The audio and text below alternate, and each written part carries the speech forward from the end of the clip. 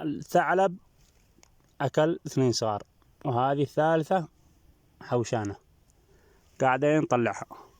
وبعدين تقولوا قتل الثعالب، قتل المدري ايش، حرام. لا أحد يتكلم ولا أحد يستفسر ولا أحد يكتب أي تعليق. لو عندكم غنم عندكم حلال في الجبال بتعرفون ما المعاناة من اللي ينعاني من الوحوش المفترسة.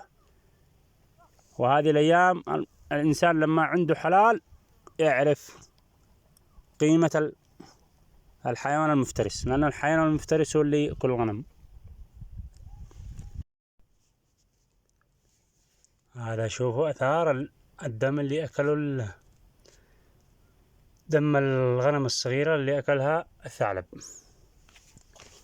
شوفوا هذا واضح، شوفوا شوف هذا بالليل أكلها، منها 2 يعني 2 صغار. وإن شاء الله بالليل بجيبها إن شاء الله، ما تروح إن شاء الله. شوفوا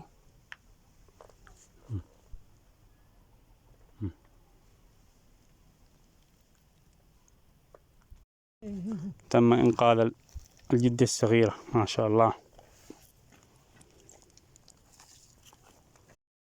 احنا مكل بحجر مكسر ماذا الحودي اللي بيضاء ايه ماذا كبير فتي في القضاء سيما بناه. أي اينا شوفوا هذا بعد محاولات، هذا أول واحد ما وقع.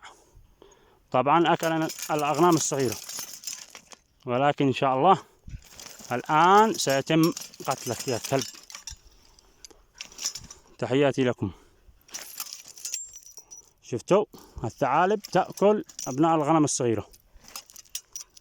تحياتي للجميع.